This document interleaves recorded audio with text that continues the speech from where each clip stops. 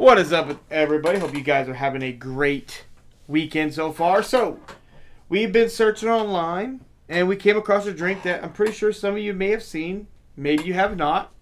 And we wanted to go ahead and go outside the box. Normally, we've been doing your Bird Dogs, your whiskey, Old Smoky, your Crowns. So, this time, we decided to go Corona.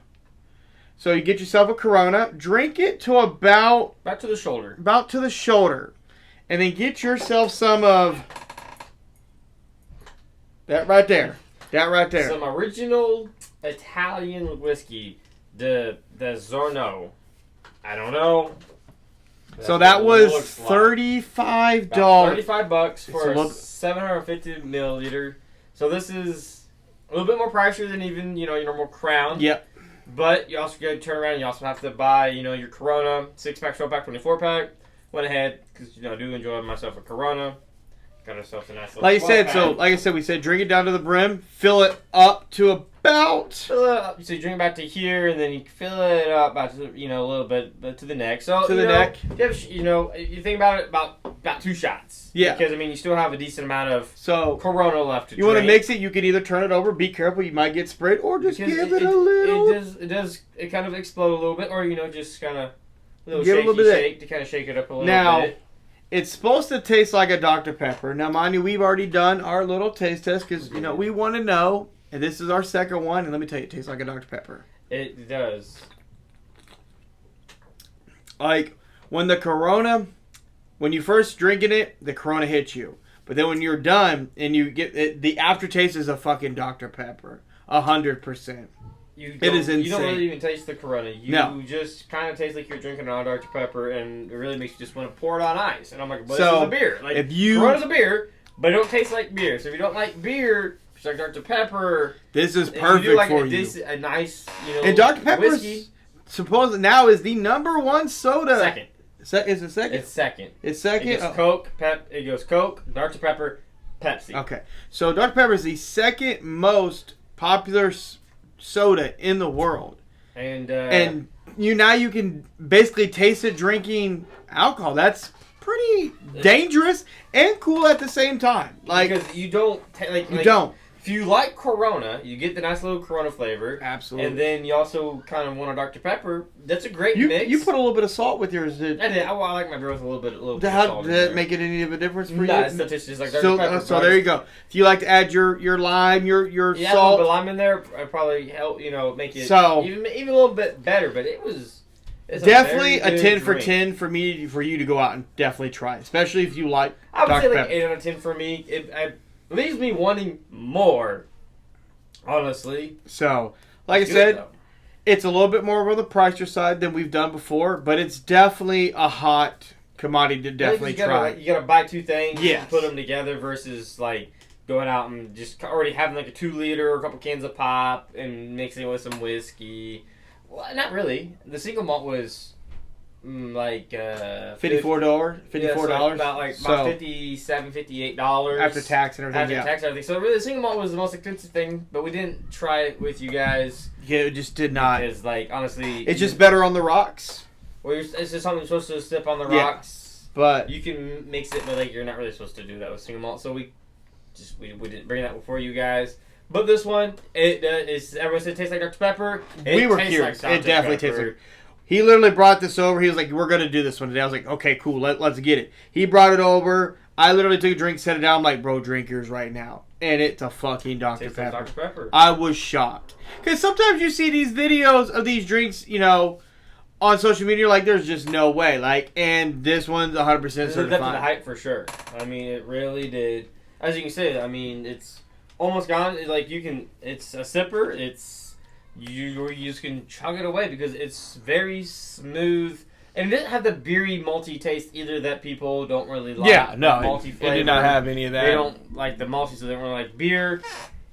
A Corona's good for almost any occasion. Mix it with some Desarona. Yeah. And I'm probably butchering it, but, it's been around since 1525. 1525, so it's been around. It's Italian. It's Italian.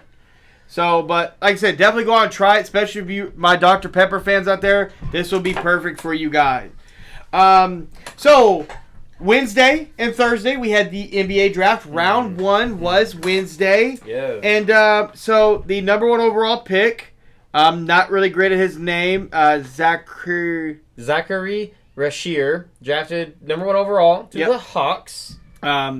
His NBA comparison is basically Michael Porter Jr. and Kelly Oubre.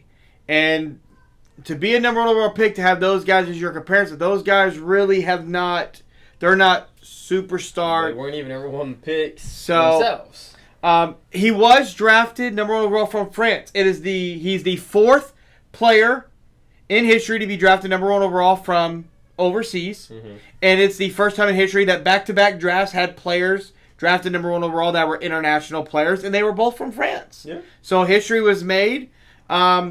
He is thin. He's going to have to get bulky, but he's a great defender, great three-point shooter. His playmaking is going to need a lot of work. He only averaged 1 assist, so that's something that's good. But he's going to the Hawks, and the Hawks have a lot of things we need to talk about. They tried the Devontae Murray and Trae Young thing. Has not really panned out to work. One of those guys is going to have to get moved at some point. Well, they're too ball dominant, and they just haven't had the coaching. Like we always about the Mavs, and Luka and Kyrie, both very ball dominant guys. Kyrie obviously has had a lot of experience playing off ball, and so that did work. Devontae Murray has played, and Trae Young has played better without one another on the court. Devontae Murray looked great when Trae Young he injured his hand. I think it was like maybe it was his hand. Yeah. And it was amazing, but it was his hand. And he played phenomenal without him. And in the playoffs, when he came back and tried to play, you just pretty much saw one guy trying to go and try to initiate while the other guy was just kind of off of the side. And you've heard a lot of discord between the two. And the Hawks got to choose. Yep. But they got the number 1 pick, and they took a big. Yeah, I believe I think he's like a small forward, if I'm not mistaken. Let's click on here and see what we got. Forward, 6'9", 215 pounds. So, I mean, in today's basketball, really kind of took a solid power forward. How does that make you feel? He was born in 05. How does that make you feel? How does it make you feel? Well, it hurts. I'm not going to lie to you. 05? Yeah, 4'8" of Dude, 05. Is he even old enough? He's 19. I'm going to say, yeah, I'm 21. Damn, bro, you got all that money. He's shooting about 39% of his attempts are from beyond the arc. 46% from the floor overall. So he's 39% of his shots are from 3-point line. Like 11 years on him.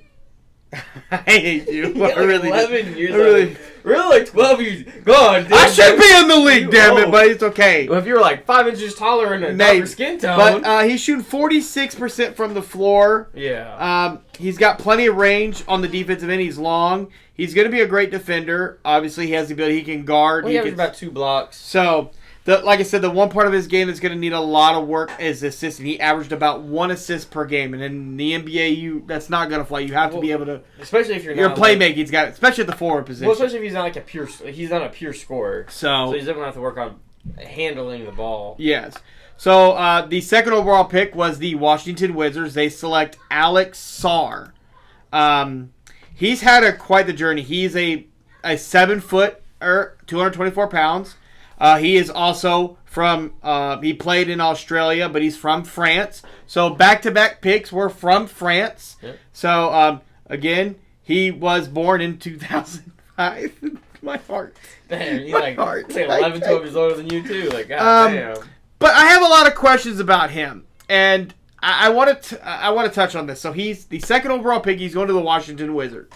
And if you know anything about the Washington Wizards, they're they're not that good. They have not been good for a while. I mean, they had John Wall and Bradley Beal. They made the playoffs a couple times. They moved on from John Wall. They finally moved on from Bradley Beal. They had Russell Westbrook there for They had Russell Westbrook with Bradley Beal. Now Kyle Kuzma is the leading scorer for them. They traded for Jordan Poole last season. It was up and down for Jordan Poole. But he's still a young guy. And they bring in Alex, who overseas averaged 9.5 points on 51% shooting, 4.5 rebounds, and a block and a half. That was third in the league over there. I have a lot of questions because everyone seems to think he has the most upside. Now, granted, I get when Wemby came in from France, he averaged about 13 points, and people are trying to compare the two. Look, I get you want to compare him to Wemby, but we got that's not even a fair comparison after what we saw Wemby do in his rookie season. Wemby should have been Defensive Player of the Year. We'll go to our grave saying that Wemby should have been Defensive Player of the Year. What Wemby did this year, I'm saying this is me prejudging, and I apologize for that, but I don't see Alex doing that. What Wemby did, I don't see that. Like, even the hype around him isn't like that was around. Like again, Wemby's like 7'1", 7'2", realistically. Well, Victor Wembanyama is supposedly, I would say he's like 7'5". So, let alone the wingspan he has. But Alex was actually projected to be the number 1 overall pick, and he was not. But he did turn down the workout for the Atlanta Hawks. He didn't go and work out for them. He said the reason he didn't go is because he played there. I think he played on the Ignite team for a little bit, so he played down there in Atlanta, and he basically said that they had enough tape to see him, and that may have rubbed the Hawks the wrong way, so they probably didn't look in that route. But here's my also problem with Alex Sarr. He's being compared to somebody like Rudy Gobert, and that's not necessarily the comparison you want. Now, I get a lot of y'all may say, well, why do you not want to be compared to Rudy Gobert? He's a 4-time Defensive Player of the Year. A fraud Defensive Player of the Year, if you ask me personally, especially this last one that he won. But he not a great shooter, Alex is. He's got to develop on that. As you see right here, he shot 16 of 58, 20. He basically shot 28% from the three-point line last year and 71% from the charity stripe from the free throw line. As a big man, those are going to have to get better, especially in the league right now. You have to develop some type of jump. I'm not saying you have to shoot threes. That's not what I'm saying. But you have to be able to step out and at least knock down a jump shot. And that's something that's going to look like that. Can the Wizards develop that in him is my question. I don't know. The jury's still going to be on that because I don't believe in the Wizards. Do I believe in his talent and his upside? Absolutely. I'm going to believe in every one of these guys' talent. But it's all about landing in the right situation. And did he land in a situation that's going to allow him to develop into what we think or he should become? I don't know because I don't trust in the Wizards. I have zero trust in the Wizards. I have zero trust in the Hawks. I mean, we saw what Jordan Poole looked like with the Wizard or with the Warriors. And it was completely night and day. Now, I get it. It's apples. That's like apples to rocks. Like, Jordan Poole's coming from the Warriors. That's a great run organization. Traded to the Wizards, and the dude had the wrong mindset. And I mean, he honestly, to me, the Warriors fucked up on the Jordan Poole trade. They should have got rid of Draymond Green and kept Jordan Poole there. They would have been a lot better off because honestly, the Warriors, if you really think about it, since we're talking about drafts, like, who has the Warriors really ever developed? Steve Kerr? Nobody. Not a soul. They have, I'm still disappointed in Moses Moody never really getting any time. And he was phenomenal. I think Wiseman, James Wiseman, they drafted, I think, number 1 overall. They had the number 1 overall pick. But who was it this year that wasn't it? Oh, damn it! I had his name. That literally came to had to go to the media. Oh, Kuminga.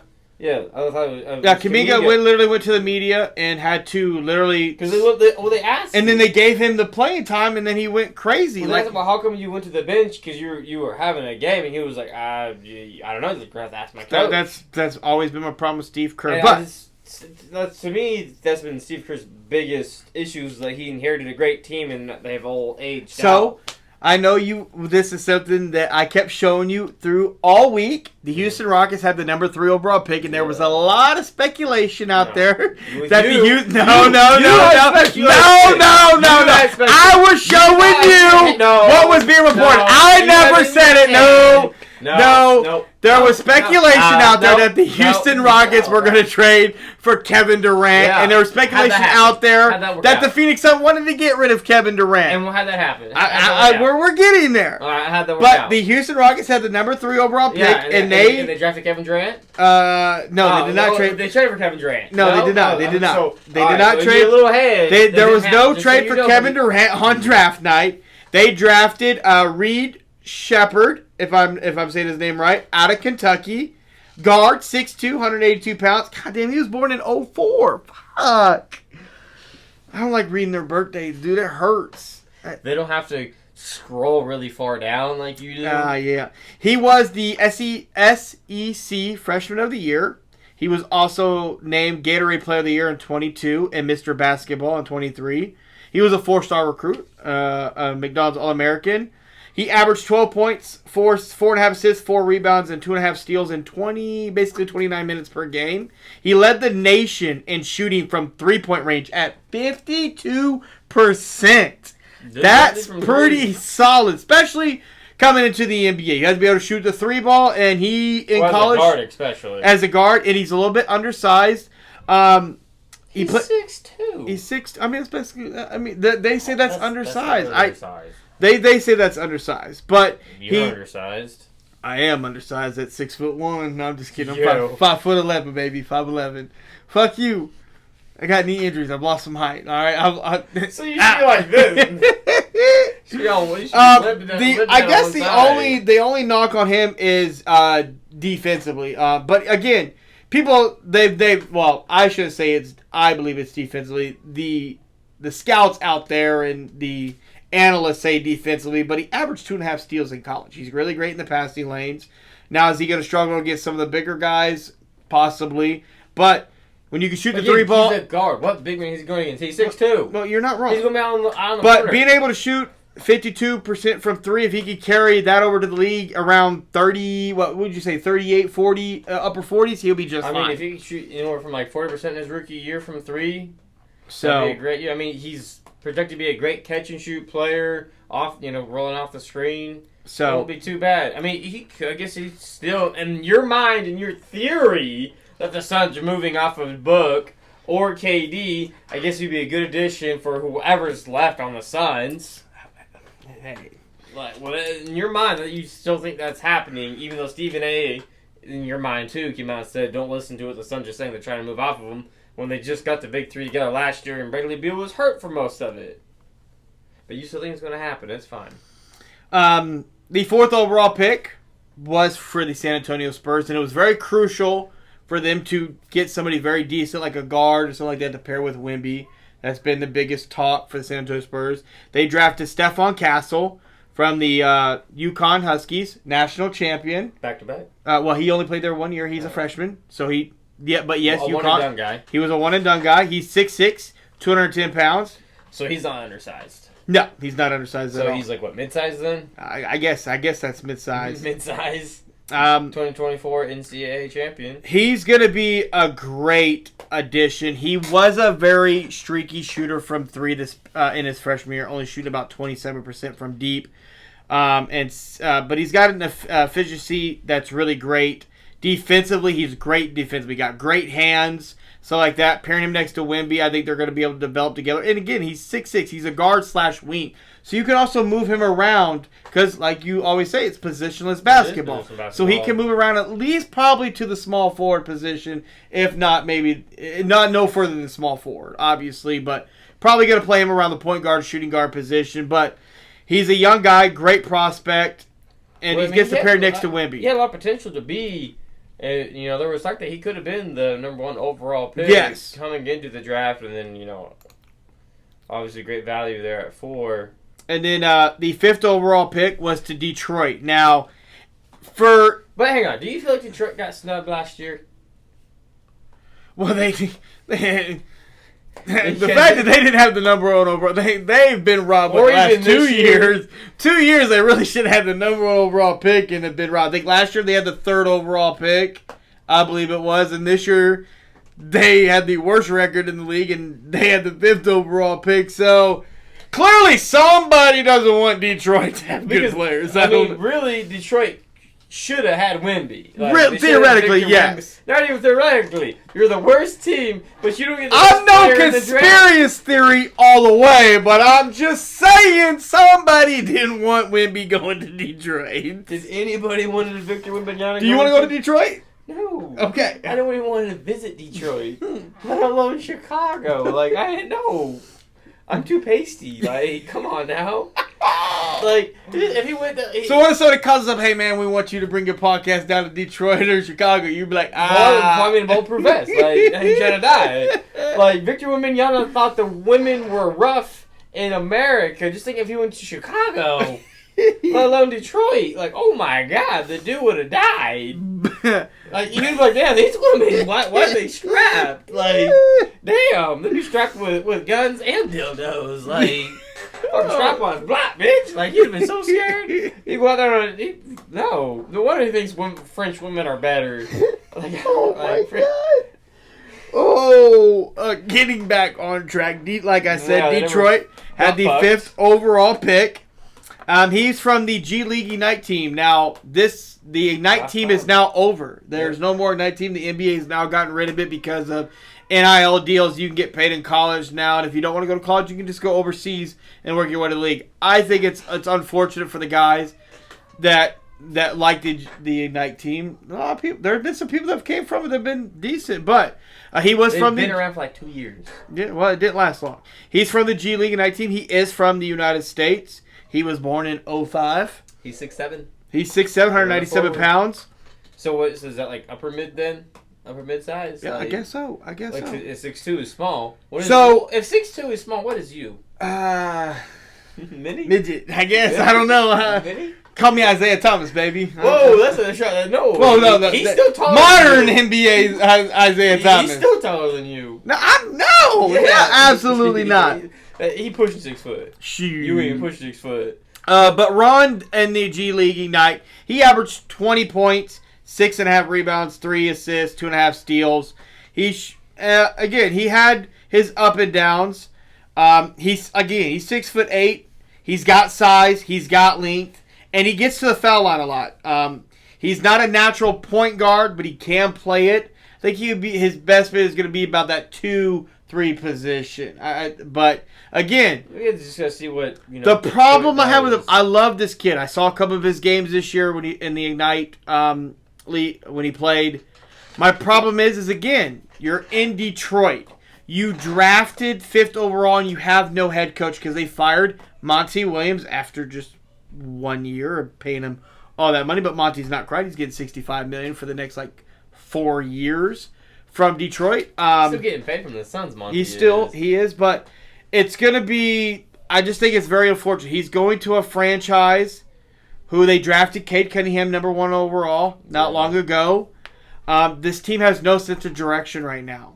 And the development right now is very sketchy. So for him, again, he didn't go to college, so he didn't get that mentorship that a lot of kids get from their coaches. He didn't play overseas where you get that same type of bond too. He played in the Ignite team. And I just don't know, again, like we said with Alex Sarr, is the development going to be there for him? I don't know. Well, development, some of it to me personally falls on, obviously the franchise. Yes. But a lot of it falls on the player, though, too. Like, as a player, you have to put in the work. You got to put it in the work.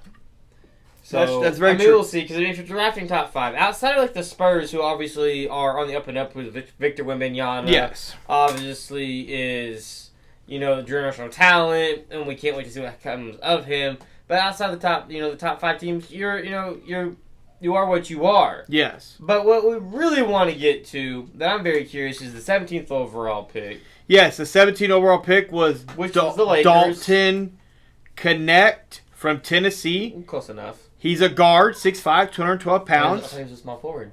When we looked it up, it said small forward, but they have him as guard, 6'5". So what does that make him if he's 6'5" and 6'2" is mini? He was born in 2001. Damn, he old. Damn, he old. Old. He's like you. Hey, damn. Connect was born in North Dakota. But the Lakers across the board, they were shocked that he even made it to 17. They had him as a lottery pick. They had on all their boards he was at least top 10. Yep. And he fell. Even experts could not believe that he fell to 17. Again, he has size. Again, he played 21 points, 4 boards, 2 assists, 3 threes a game, shooting 45%.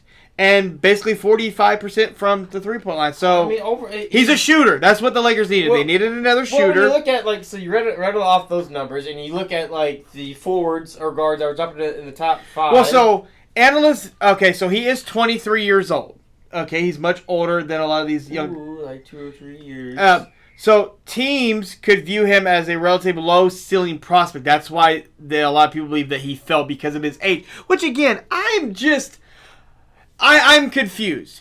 You have teams that complain, man, you should have stayed in college a couple more years. But then when you have these guys that don't stay, and they come out 18, 19, and then they don't make it a league, you're like, man, why did they make it? Like, what do you want? Well, my thing is he's a low ceiling player. So if you're telling me he comes out and he averages fucking 23 points. So if he averages Austin Reeves numbers, is that low ceiling? Because Austin Reeves came in undrafted, didn't he? Yeah. And Austin Reeves... But Austin Reeves doesn't even average that. I'm saying he's a 20-plus a game scorer. In college, he's a 20-plus game scorer, and he's a good for He played about 30 minutes per game at the University of Tennessee. He's averaged 25, 7, and 3 rebounds and a steal. That's low ceiling. That's about superstar level. Like, what do you mean? I mean, that's budding all-star numbers there. A couple good years. I mean, that's could put him to eventually Hall of Fame. Like, I'm confused on what that makes that a low ceiling. If that's what he already is, he's going to get a little bit better. He's not nowhere near prime. Yeah. So, I mean, I'm confused about that. When you look at those numbers versus they project him, like analysts project him as basically as a role player that could help a team, a contending team. But I don't see that. I get these analysts and stuff like that, but the media is changing. Everyone's got a podcast. Everybody sees things differently. So everybody's able to give their point of view on a lot of things. And I think I speak for you as well. I disagree with the projection around him. I think he's going to be phenomenal. Obviously, there's going to be a learning curve because the college and the NBA is different. You're playing against grown men in the NBA, and he's going to have a little bit of... But, again, he's a great shooter. Well, I think he also, when you talk about development... just because you're 23 years old, and he's gonna get doesn't mean that you have to. It doesn't mean you don't have people that can develop. Hello. No, I'm good. Sorry, work decided to call him. Work decided they needed a call. Don't worry, you won't be getting one. No, not me. Not me. You can't actually receive one. No. Like I was trying to say, though, yeah, I ain't going in at 7. I don't blame you. I've already been there and done that. But, I mean, you could. But like, when we talk about the top 5 teams developing players, I do think J.J. Redick, now being hired as the head already coach, was starting to write down pin down plays for him. Well, that's what I'm saying is I think J.J. Redick has potential to be a very great development coach for guards. Yeah, because that's what J.J. Redick was. Pin downs, come down, roll off screens. I think that's what Dalton can be. J.J. Redick's a very good offensive mind. And we're Absolutely. still waiting to see what J.J. Redick, as we're talking about the Lakers, does with his coaching staff. If he brings in like a Rajon Rondo, it's just going to help the Reeves, the fucking goddamn whatever the dude's name was that the Lakers drafted. Dalton. It'll help him and everybody. If Russell even comes back, opts in on his $18 million. A lot of people believe that he's going to because the market out there is very soft right now. There's not a lot out there. Nobody's really spending money. There's not a lot of big names on the market right now. Well, they're big names, but they're more or less going to be sign and trade, so that who's really big names that's really going to be moving though? Paul George. That's one. That's really about it. If you throw out Russell Westbrook or James Harden, that's not really big names. Both of them want to stay in LA. They both want to stay. Do you consider Julius Randle a big name? But that's not a free agent. Well, he's going to be. Oh, true. That's more of a trade. Yeah, true. Brandon Ingram. There's no big superstar that's hitting the market outside of really Paul George. This is probably why all the Warriors. Yes. The Clippers haven't actually offered him extra, but the Warriors have. Yes. The 76ers seem like they're out, but back in on it. And then I don't think the Knicks are now in on him after making the trade that they made. Another pick I want to talk about, going to go back a few more slots into the first round in the top 10 pick. The Memphis Grizzlies had the 9th overall pick. Yeah. And the guy that they drafted was the guy that I thought maybe would have fell to the Lakers at 17. That you wanted to fall. That I wanted to fall. Zach Edey. Am I saying that right? No, I didn't botch that. I said that right? That's actually correct. He is from 100%. Purdue. I got that right. Give me some. I got a name right. Oh, fuck yeah. I'm getting better at this. The center from Purdue. 7'4", 299 pow, that boy soft. He thick. That boy thick. Like John Morant Instagram post. God damn. Like, he's a lot of people didn't expect him to be there to go that high. He was not projected to go that high. He really is a old school type of player. Back to the basket. He has a 3-ball. He showed that at the combine, but he doesn't necessarily like to shoot it, which, I mean, could change. I mean, it's going to take time. He'd definitely be like a corner 3-ball big, but like he's definitely for them fills that Steven Adams role because they did move off of Steven Adams, who was a little bit older in the tooth and was injured. So they moved off of him. So I think he fills that Steven Adams role. What's really good about him is yes, he is a bigger guy, but he's in his senior season. At Purdue, he led them all the way to a national championship game. He was dominant through the NCAA tournament, basically just putting up 30 points. Like, it was barbecue chicken. Yeah. It really was. He averaged 22 points and 12 rebounds and 2 blocks per game his junior and senior year. But his numbers did get better. That doesn't tell us. He's literally gotten better every single year he was at Purdue. His rebounds have gone up. And he averaged less than 2 fouls a game. And as a big man, that's pretty solid. Now, with the way that the league is, really, the two biggest centers he's going to see in the league, strength-wise, is Embiid and Joker. And he's going to do okay, I think, with Embiid. Joker's going to be a little bit different because Joker, even though he's bigger, he has some agility to him. It's very weird. He's got that. Well, I don't really even know. There's not really no Shaqs in the league. There's nobody. He's 7'4", 300 pounds. That boy, you get him. Right. You get Draymond Green on him. You better pass him the ball and go to work, boy. Well, that's what I'm saying. Like, there's no Draymond Green is. I don't give a fuck with Draymond Green. You're not. He's 7'4", 300 pounds. Well, you're not going to move him, but like you named off Joker. Joker's not putting his ass on you and trying to go into the work in the post. He's going to pull him out. Joel's not going to try to go to work down low either on him. He's too big. He's going to try to pull him out. But again, I don't like when Embiid... But Joel doesn't really post. But, again, overall, because I feel like I've done a little bit of talking, I've short-ended you, and I apologize. What are your actual thoughts on him going to the Grizzlies? Do you like it? Yes, like I was saying, I think he fills the Steven Adams role. Okay. Obviously the Grizzlies, they had a bunch of injuries last year. He's more offensively sound than Adams. He's way better offensively. Adams brings that, the toughness and rebounds. He gives you the toughness, the rebounds, and a legit low post option. I think he'd even go into the corner. And I do. He showed that at the combine. He could. No, I don't necessarily want him always shooting the three, but like he can spread it in like a situation where you need to like let John Morant go to work. Honestly, the pick and roll game between him and John is going to be. Wasn't really a top 5 pick. It just shows you where the league is at, though.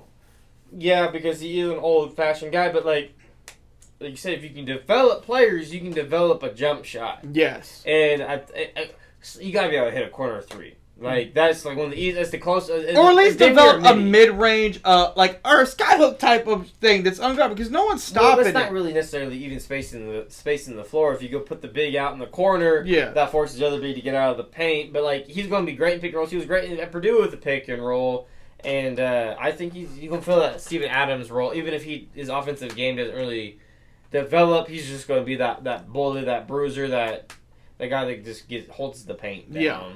Another pick that I was very intrigued about is the Spurs had 2 picks in the top 10. Obviously, they had the number 4 pick. They took Stephon Castle. And then they had the 8th overall pick. They drafted Rob Dillingham, who is somebody that has been... A bucket. I mean, Jamal Crawford said he's already got a top 10 handle currently in the NBA. Now that he's drafted, he's a top 10 ball handler in the NBA. You were a little skeptical about that because there's a lot of guys that are great ball handlers. But is there, though? When you really sit back and think about who's really... When you think of ball handling, you think of Curry. You think of Kyrie. A little bit of Luka. But we sit back and think, man, when somebody has the ball and they just got a bag on them, there's not a whole lot in the league currently that you think, damn, they got a bag. Like that's literally just gonna break. Like a Jamal Crawford would just kind of hit you with that and just go to work. Yeah, no, there's not many guys like that. So, I mean, it's a hell of a compliment being a rookie. But like when you think about, it, there's not a lot of like actual ball, like almost like they got a bag. Yeah, no, like, and I mean, he like, got a microwave. Like He's not even. I don't even know if microwaves are right. This dude an air fryer. This dude can get hot immediately. He air fryer. He comes. Deep fried, Granted, like, he's 6'1", 164 pounds from Kentucky. oh, so he's small then. Well, He's 6'1". Like, he's small then. He was all SEC second team. He basically averaged 15 points, 4 assists, 3 rebounds, and a steal in 23.3 minutes per game.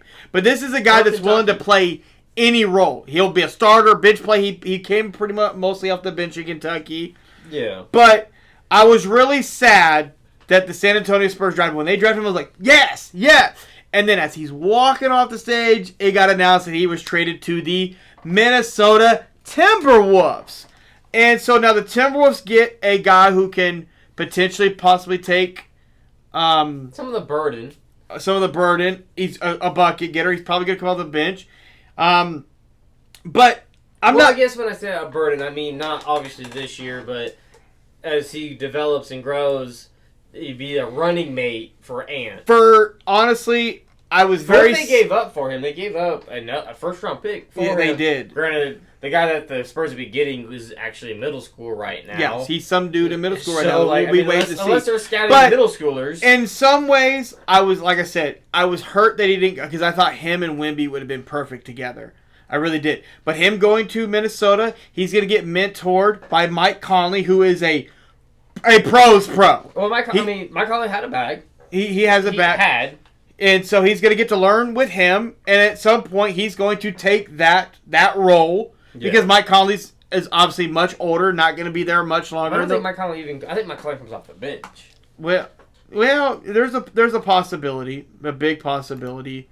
But... Like I said, I was sad to see the Spurs not get him, but he's going to go to the Timberwolves, who are... Technically, they did. Well, they did, but then they traded him to Timberwolves. But he's going to a team that's going to have potential to be in the playoffs, so he's going to get a lot of things. Another guy that we wanted to talk about in this draft, let's see, where is he? Right here. He was drafted number 32nd overall in the draft. Let my man's go pull up, because this is a lot to talk about here. There's a lot of... Yeah. I'm confused. So he was... Go ahead. It's Kyle Filipowski. He was drafted by the Jazz. 32nd overall. Out of Duke. Yep. 32nd overall. He's a big man. He was supposed to go in the first round. So apparently there's a lot of drama behind these are not... This is... Okay, we want to start this off before you get started. These are not actual facts. This is just... speculation. Granted, his family is saying, but there's no facts about this yet. Well, some of this is. Some of it is some facts, and what we'll say is some kind of trying to read in between the lines. Yes. A lot of people had him rejected a mid-first round hire. He spent 2 years at Duke. 2 years. He was a sophomore. At least mid-first round pick, if not higher, but definitely a first round pick, and he fell. Yeah, hard. Into the second round. So some of this stuff I'm going to read you guys is what's been circled around social media on why he fell. So, apparently, let's call him Kyle, because he's a big man, Kyle, out of Duke. His family members are on social media stating that he was groomed by his Mormon girlfriend and is no longer in contact with his family. Kyle's brother stated that she forced him to cut off his family 2 years ago. Via email. And sent an email basically saying goodbye. Kyle is 20 years old. His girlfriend is 28. She graduated from Alabama in 2018. They started dating when he was in high school, and she also apparently maybe was his babysitter at one point. Yeah, there's a picture out there where she was the babysitter. So, but assuming they started dating when he was like a senior, so maybe he was 18. She would have been 25 when he was a senior. But he was 18, so tomato, potato, all those guys out there, we know you're not going to do it. But, outside of that aspect of it, it is what it is. But Kyle was nervous in the NBA draft interviews on subject that this could be the reason he fell into the second round. Yeah. But it's kind of funny he heads to the Jazz. Yeah. I guess my whole thing about this whole situation is I guess people are upset about it because people... You know how people are, they want to reverse the roles. Well, there would be more outrage if the roles were reversed. I mean, she's 28. She's 28. He's 20 now. He's 20. And I guess she went to his prom, his senior prom. Yep. And again, like we're saying, like everyone assumes he was. Everyone's mad at Duke because Duke didn't say nothing about it. But again, that's not really the university's issue. Is to make sure that he's eligible to play and he has good grades, and for the Duke to develop the guy over 2 years. Well, not that he is dating an older woman by almost 8 years. That's not their place. No. It's not their place to come out and say anything. Not if it was reversed, unfortunately, in the world that we live in. It would be a big deal. Yeah, it would. And was she dating a minor at the time? I mean, potentially. And is that bad? I mean, like, yeah. Is it ugly then? Is it kind of ugly now?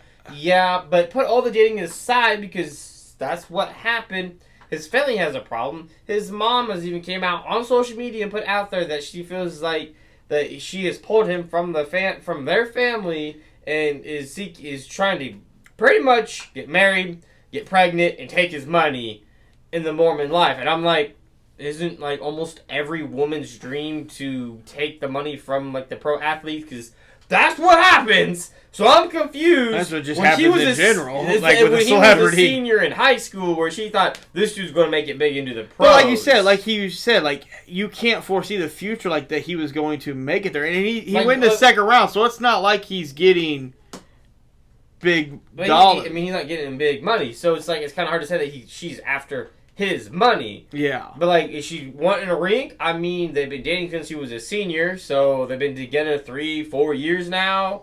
He's not quite 21, but she's 28, so she's a little bit older. They don't have no kids, so I mean, it seems like he has some kind of control, but he's been brainwashed into the Mormon way. Which I would like to read. There's nothing. I want to read the email. I want what the email say? Hey, mom, dad, not coming home. Like, what the email say? Like, did you keep the email? Is that fucked? That's fucked up. That's fucked up. To me, if he what the email say? What the email? Release the email, damn! I want to know. Drop the email. But my whole thing about it is, you're telling me a dude of his talent, 15 points, 9 boards, 2 assists, basically a steal and a half shot, over 50% from the field. All right? You're telling me you let him draft because of his girlfriend? His girlfriend is not playing on the fucking court with him. She's in the stands. She got nothing to do with his playing on the court. So, and then the fact that he landed with the Utah Jazz was just icing on the cake. On the cake. Can go to basketball games though. I don't know. I guess we'll find out this year. Well, but I mean, I guess I don't know what the big deal is about her being. But my problem. And this is my whole problem with this whole situation that we didn't really get a chance to talk about. Why are you just bringing it out now that your son made it to the NBA because he's in the NBA? Why did you make it a big deal when he sent the email? Why didn't you make it a big deal when he was at Duke? When he committed to Duke. Like, he was there for 2 years. Because I bet if you did it at Duke, would Duke have took him? I don't know. Would they have wanted that type of a media attention? You know, like that's a big university. Well, it's a big university, but nothing was ever said until he got there. So, I mean, clearly there was always something going on there. Yeah. That even, like, I mean, with NBA, they comb over everything with a fine-tooth comb, but, like, I don't see where it's that big of a deal. And if that's what he wants for his life, to be a Mormon and to date or marry and have a family with a lady that's 8 years older than him, power to him. Very weird that, you mean, they were potentially together while he was a minor. That's obviously a no-no. But like, what can you do? Nothing ever. Now happens. they're both legal. Like it is what it is now. We don't know. We don't know. Could have been 18. Yeah, and if he was 18, she was 25. Like, I mean, again, it's not right. But like, so you know, it is what it is. We do want to touch on. We had 2 Kansas Jayhawks that get drafted in this draft. I want to touch on real quick. Show our KU Johnny how do you say his last name? I'm not doing that. Johnny Furphy.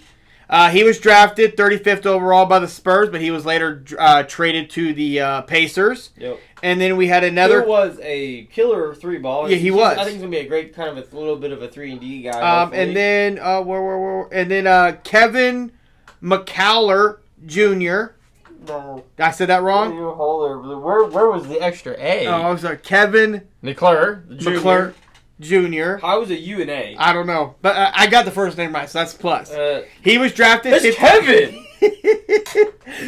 You got the last word right, too, Junior. Hey, That's 2 or 3. That's 2 or 3. That's not great. It's not great. He was drafted 56 overall by the Suns, but later drafted to the Knicks. And I think the Suns He was made him. drafted to the Knicks. He was drafted by the Suns, and then later drafted to the Knicks. It was you don't get redrafted again. He was traded to the Knicks. Yeah. I think the Suns made a mistake letting him go, trading him.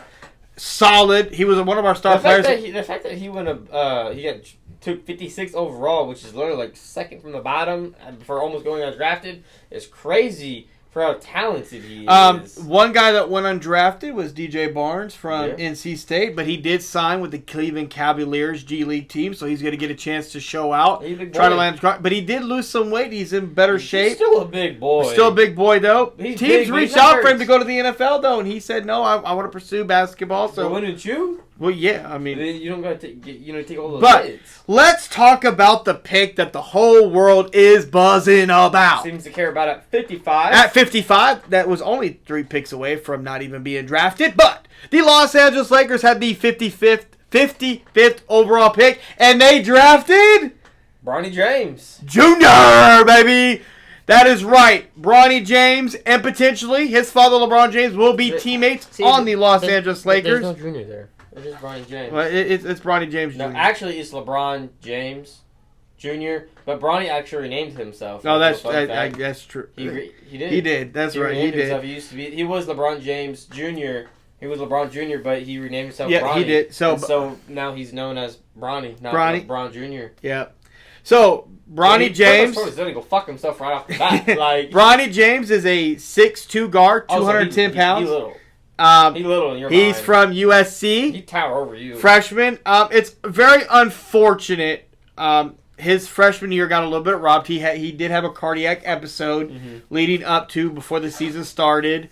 Recovered well, was able to get back on the court, and I truly do believe that USC held him back. They did not let him go. But he had a 40.5-inch vertical at the combine. Yeah. That was pretty impressive. He shot better than damn near everybody at the combine. Looked good. He was top 5 in damn near every drill at the combine, and he really showed out at the combine. So he is a project. We've always said he's kind of like a Drew Holiday type of player, I think. Drew Holiday, Cody White, potential is what he could be. His potential is very high. It's really funny because you and I thought maybe that's kind of the player he could be, and then he literally said named those guys that and we were like, the games that he tries to mirror as those dudes, and he's obviously not his dad, but no stature. No. He's not even his height or the same kind of. I mean, he's the other son, Bryce James, has the height, just not the strength. But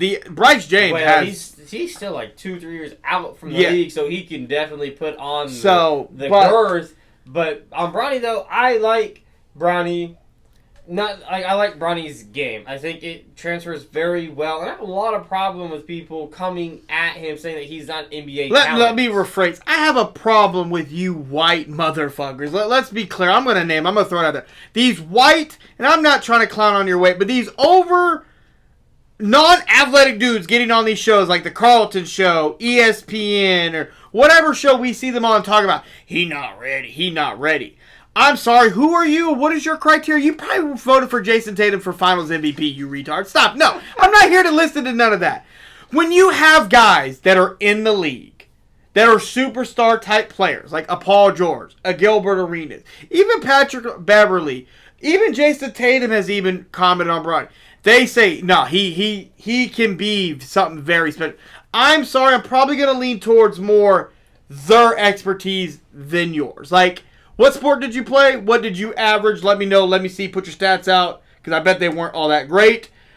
I just have a problem with the hate. Like, what are y'all mad about? Now, I get there was again, not facts, rumor. It's not been stated that Rich Paul called told teams, if you're not Phoenix or LA, don't draft him. If you draft him, he's going to Australia. But again, every agent does that. They call teams, they don't draft him. You try to control the narrative because you want him to go to a certain place. You're going to do your part. And he landed with the Lakers. Honestly, personally, I didn't know if he was going to land with the Lakers. There was potential the Mavs might take him. Phoenix was very high on him. Like, Phoenix was high on him. But he landed with the Lakers. Boston was even on it. Boston was a potential. And to me, if Boston, they scout phenomenal. Brad Stevens is phenomenal. Well, his scouting department, even before him, was phenomenal. And if they were in on him, even a little bit, that just goes to show that, there is some truth behind the talent that he clearly has. the hate is because a lot of people don't like LeBron James, and it is what it is. Let's put the word to it. Nepotism. Yep, people are like, "Oh, it's nepotism. It's nepotism." It's in now, it's LeBron everywhere. has been drafted to the Lakers without his dad. Technically, his dad's not even a Laker. He's a free agent. Technically, yes. Which is, if you guys don't know, is LeBron James. If you couldn't figure out by last name James, but would he have been in where he's at without his dad? No, I think he probably would still be in college. But that is no knock on his talent. No, because his talent's there. Because defensively, I think he's very sound and he has a very high basketball IQ, and I think he can be a very great knockdown shooter. And honestly, I think they really got a steal in the second round of 55 overall. And the draft grade, I don't know if you saw it. The second round draft was a grade B. Was a B. Was a B. So what are we talking about? Bronny James a B to the Lakers, a B, just a solid B. That's above average. That's above average grade. If you get a B player in the second round, that's filling out depth on your roster. Now, I'm not saying he's going to be an all-star, a Hall of Famer, but I am saying he's going to be... If he's just a role player, there's nothing wrong with being a role player. He could be a sixth man. Who knows? If he goes on theoretically and he's like an 11, 12-point scorer, that's okay. There's nothing wrong with that. People are knocking his athleticism. I'm like, the dude had a 40-inch vertical. Gilbert Arenas literally watched him, trained him. Even LeBron asked him. Got him his jumper. Helped him with his jumper. Again, look at Gilbert Arenas' son. He's out there balling. But I guess my biggest problem that I have that we talked about earlier before we went on is people are talking about Bronny James is trash. He only averaged 5 points in college. Do I need to reiterate to you that the second overall pick averaged 9 overseas? Well, we went through a bunch of players that averaged 20 points, 25 points, almost 30 points a game. You're not averaging that in the NBA. And they got drafted way later, so just because you score a lot in And people also need to realize, too, he had a cardiac arrest episode. And he is the son of, in my eyes, the greatest basketball player of all time, but one of the greatest, if not the greatest basketball player. Right, but just because you come out of a nutsack of a Hall of all-time great player. He had that episode. He had that happen. He is LeBron James' son at USC. They were very hesitant. I think there was... So they didn't want anything to happen to him. Why did he fucked up going to USC? I did, too. Who has USC ever produced? Well, they had the other kid. There's another kid. Isaiah Caller. He was drafted as well, a point guard, and he was projected to be a top prospect, and was not. It was not. So I do agree. I think he went to the wrong school. I think he just wanted to stay home on that side of the. I wish he would have went to UCLA personally. UCLA would have been better. I mean, looking back at it, UConn would have been a good choice. Even going over to Kentucky. I mean, obviously biased with KU, but if he would have Bill Self. Bill Self would have been perfect, but again, he felt like he was ready. And in summer league, he's going to probably play a lot in summer league. He's probably going to get a lot of attention. There's going to be a lot of attention on the 55th overall pick, which you never really talk about. And no one talked about the 55th overall pick, and he's literally talked about. Even on ESPN, he's talked about on Fox. He's talked about, and he's a 55th overall pick. Because he's LeBron's son, yes, but nepotism, that's dumb. Like Doc Rivers' son, Austin Reeves. They used to say, "Oh, you only are on the team because of your dad." What about Stephen Curry's brother? Says, dude is mid at best. Not even. He's a good shooter. But he's a horrible liability on the defensive side. Can't do much else, and he's still in the league. Yep. And their dad was a player / assistant on the bench as a coach, and now he's a commentator. That's nepotism. Yep. If anybody has done anything in that association of what you're in, nepotism. Nepotism is everywhere, and there's nothing wrong with that. No. You're just lucky enough that you get to fall into it. And people that are hating on it are just people that don't have that luxury and That is again, what it is. But again, you're complaining about that he got drafted. He was drafted 55th. There's 58 picks in the draft. So he was 3 picks away from not even being drafted. So, like, it's not like he went in the first round at the end of the first round. Like, if he went that early, yeah, like, you may have, like, a little bit. Maybe, but there'll be a lot more questions on why he got taken in the first round. Yeah, versus being. It's like Mr. Irrelevant in the NFL draft. Yeah. Like, nobody, like, the 7th round hits, nobody cares. 6th round, 5th round. He was like a 5th round draft pick in the NFL. Like, oh, you could be somebody. Yeah. He could be a starter. I mean, I think he has the potential to be a fringe starter, 7th man. But I think he has what they all has always said about him was I think he has great character and a great drive. And I think if he can develop a very, like, 40% 3-ball, his defense will carry him very far. So pretty much analysts believe that he'll be a great catch-and-shoot situations. He's got great energy and has great instincts on the defensive side of the ball. He's a willing passer, but he's not really a true point guard, which, I mean... So he's a great 2. But his projection is basically a 3-and-D player. And honestly, I don't think there's nothing wrong with a 3-and-D player. 3-and-D guys. Like, if the Mavs... This projection basically compares him to Drew Holiday and Patrick Beverly. And honestly, that was a great 2 fucking comparisons. Drew Holiday has 2 rings and is potentially a Hall of Famer. Yeah, so he's considered to be a Hall of Famer. He has 2 rings with 2 different And when you really teams. think about Drew Holiday, he doesn't have really the greatest handle, but he's great defensively. He can run an offense, and I think over time, and like you said, Bronny has a great IQ. He can develop into that role. He's a sponge. He's willing to learn. He's shown that since he was in school, high school. Well, I expect him to have a great IQ with his dad. Well, yeah. Like his dad has probably the best mind ever to ever touch the game. So the fact that he went 55, kind of low, honestly, in my pick, because I thought Bronny James would go, potentially could go very, like, second to last pick in the first round, or very high, mid-second round pick. And the fact that he was there 55, I was surprised, but the rumors are true that they're kind of gesturing like, hey, don't take him, he won't play, he'll go overseas. Could be true. And that's why they try to get him to the Lakers. But that's his agent, though. His agent wanted him there. Yeah. That's where he wanted to go. Yep. And he made it happen. And that's what agents are supposed to do. Granted, his agent is his uncle, basically. but that's his NFL. Like Eli Manning pulled the same. That was really the last one to really pull that. Yeah. And his dad was there. Yeah. Peyton was already in the league. But that's hella nepotism. What I think is really cool is this is really the first time we've seen an instant like this since Kenny Griffin Jr. and Kenny Griffin Sr. That was in baseball, though. That was in baseball. And they both said if this happened, they'd be courtside. So we are going to get Kenny Griffin Sr. and Jr. courtside for a Lakers game to watch Bronny and LeBron play together.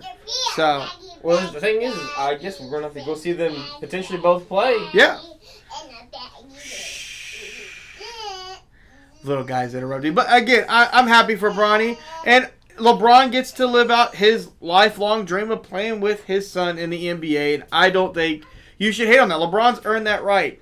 Like, yeah, but people that really hate on it are just people that feel that Bronny don't deserve it. And or people that just hate LeBron, or the fear problem that is this can help him in his GOAT status. I guess the problem is, too, is like, and I'm not even talking about Bronny in general. All these analysts who talk about these players aren't going to be great. There was people that said Curry was going to be, that was going to flunk out the league. Now look at Curry. Well, people never thought LeBron was going to mount to what he mounted to. Look what he did. Like, well, LeBron had a lot of people. Granted, LeBron had and we were very skeptical. And granted, last year, like, we have to be real with ourselves. Last year, we were skeptical about Wemby. And about, like, 18 games in, we were like, damn. Well, defensively, we were like, well, he was doing what we thought he could do, being 7'5" with a 10-foot wingspan, like kind of doing what I thought. But his offensive game we thought would be kind of slow to develop. It was not. And it took a little bit. It took a little bit, but not even for the All-Star break. All of a sudden, he's dropping almost quadruple doubles. Yeah, it was insane. So again, just because an analyst or there's a projection doesn't mean that is it. Bronny could surpass what people think. Yeah. He could be a 20-point per game scorer or 15. Or maybe he's not. At the end of the day, it comes down to a great 3-and-D guy that if you need to put him, he's liable to be on go sit in the corner and then put him on the best offensive player on the other side. That's shit. Yeah. If the Mavs had that in the finals, boy, I tell you what, that finals maybe could have been a little bit different. You could have been Luka a little bit more. Yeah. And that's what they did. But that was the NBA draft. Like I said, it is now over. Free agency's kind of going on. There are a couple quick stories we want to touch on before we wrap this up. Mikal Bridges was traded to the New York Knicks for 5 first-round picks and 2 second-round picks. Yep. And Bojan Bogdanovic is heading to the Nets, which he'll probably be bought out and whatnot. The Brooklyn Nets have basically opened up a fire sale. Everybody's available. Like, everybody is available. Do you think Ben Simmons gets moved? Well, probably for, like, an empty bag of chips. I don't know what empty this, bag of chips. I'm out on Ben Simmons. I can't do it no more. Even though the past 2 to 3 years, MVP, here it comes, MVP. Jamal Murray signed a 5-year extension, $209 million. It was 4 or 5 years, $209 million. Jamal Murray. Yeah. He got paid. Kudos to him. Now let's just make an all-star team, please. Make an all-star team. How about now? Isaiah Quickly signed a $175 million deal to keep him in Toronto. I think that was 4 years. The Mavs did deal away Tim Hardaway Jr. to the Pistons for Quentin Grimes and got 3 future second-round picks.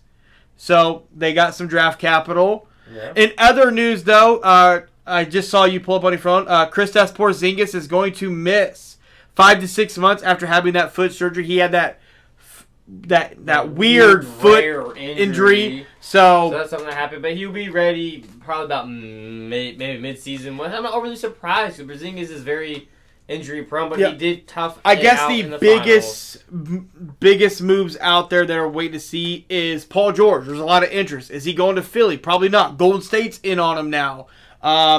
So we'll have to see. Does he resign? Does he resign? If he's going to leave and go take a max, if the Clippers offer him a max, there's no way he doesn't stay. Well, it's being reported that the Clippers are not offering him a max. That is not on the table. You got to figure out what you're going to do with James Harden, Russell Westbrook. Send him to China. Which one? James Harden. Send him to China. I mean, send him to Taiwan. Send him with Dwight Howard out there.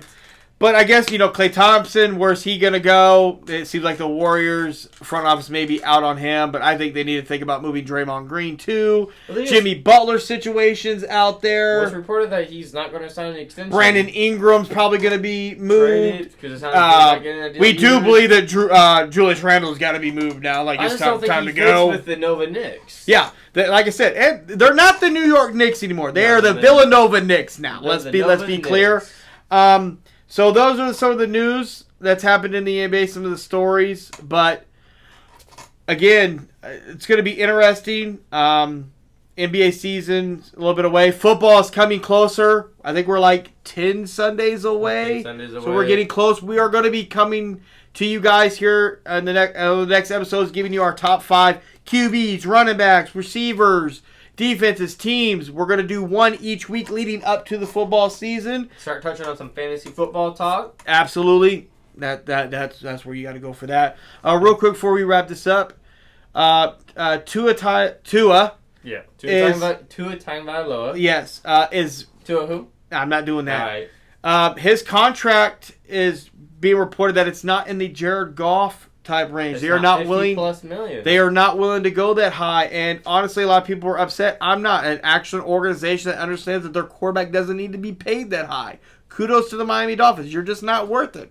Well, I don't know what people are mad about. They can afford it. I think the Dolphins.